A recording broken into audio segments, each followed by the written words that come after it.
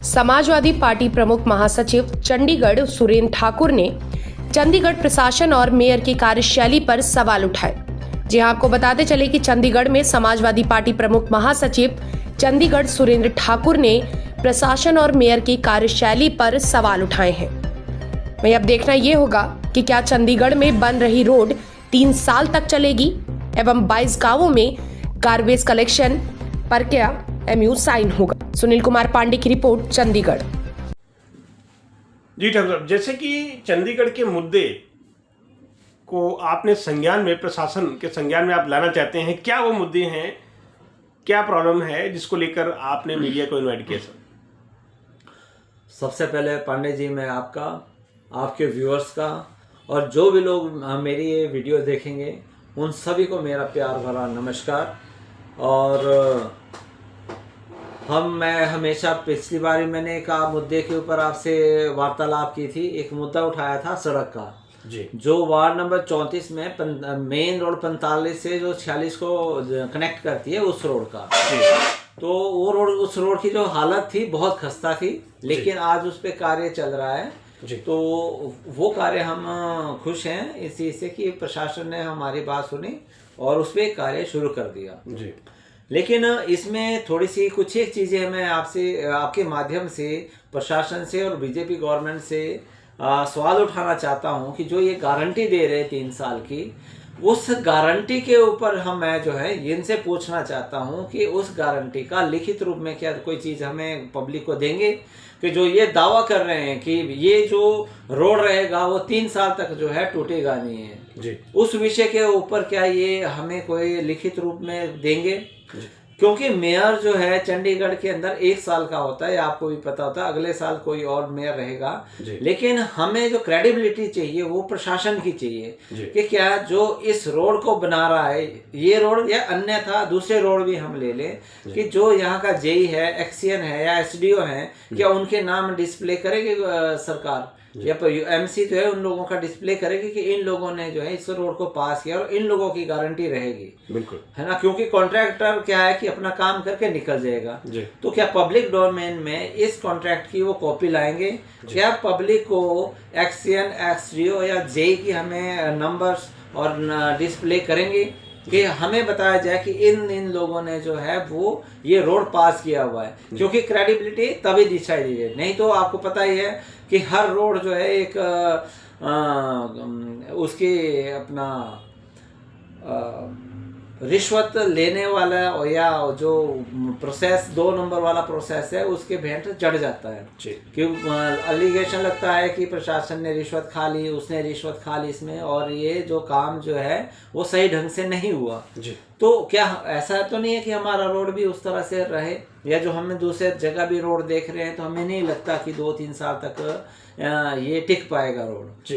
लेकिन हमें सिर्फ MC से मांग हमारी यही है कि हमें जो है वो कम से कम जो 125 करोड़ रुपए आया है और जो हमारे वार्ड में लग रहा है, एक सड़क बन रही है अभी और कहीं पे भी हमारी सड़क बनने में कहीं पैसा नहीं लग रहा है, तो क्या हमें ये भी बताया जाए कि वार्ड नंबर 34 के कोई अन्य रोड भी सरकार बना रही है या नहीं बना रही है?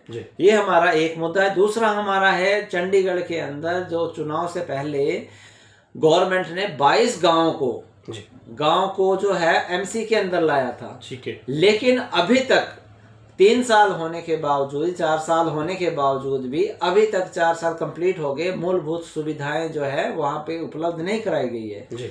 सबसे बड़ी है गार्बेज कलेक्शन की। हर सेक्टर में गार्बेज कलेक्शन हो रहा है, लेकिन गांव में गार्बेज कलेक्शन नहीं हो रहा है। अभी कुछ गांव में घटना हुई और इन्होंने ये निकाला था कॉरपोरेशन ने कि अगर कोई कूड़ा फेंकते हुए कोई पाया जाता है तो उसे घर में हम ढोल बजाएंगे। उन्होंने एक आध जगह तर इस तरह से किया भी था और इतना शर्मिंदा लोग हुए कि वो बाहर ही नहीं निकल सके।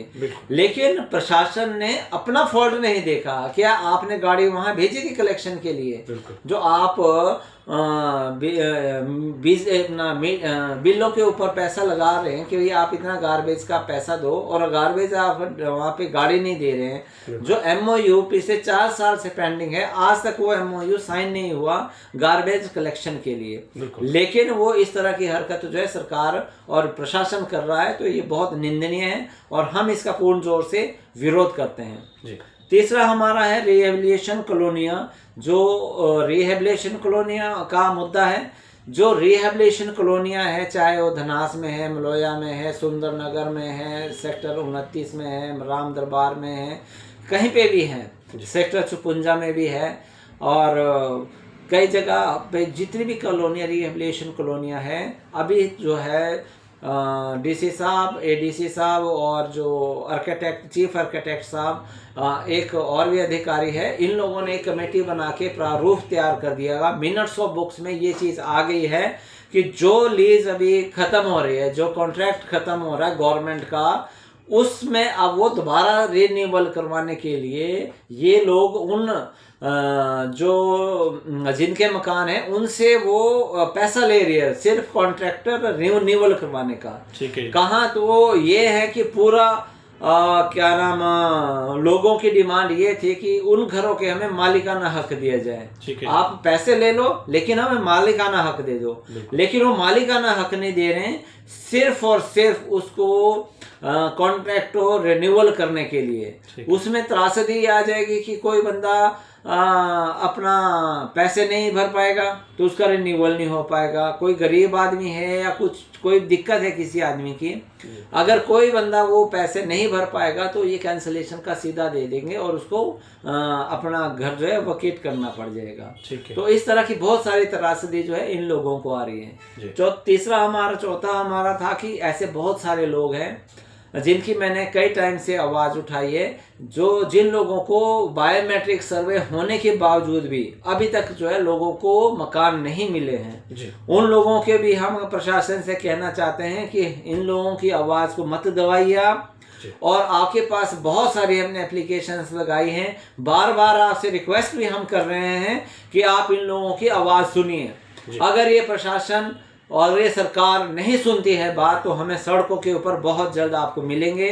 बहुत जल्द हम सरकार के खिलाफ जो है हम जो है सभी लोग मिलकर सरकार के खिलाफ खड़े होंगे। तो हम आपसे प्रशासन से अभी भी निवेदन कर रहे हैं कि जो घर के एक प्रधानमंत्री जी की जो है संकल्प है कि सभी लोगों को घर दिया जाएगा जिनके सर पे छत नहीं है, तो हम उसी के तहत ही मांग करते हैं कि सभी लोगों को है एटलीस्ट जिन लोगों के बायोमेट्रिक सर्वे हुए हैं उनको जल्द से जल्द आप उन लोगों की सुनवाई करें और उनको मकान दें।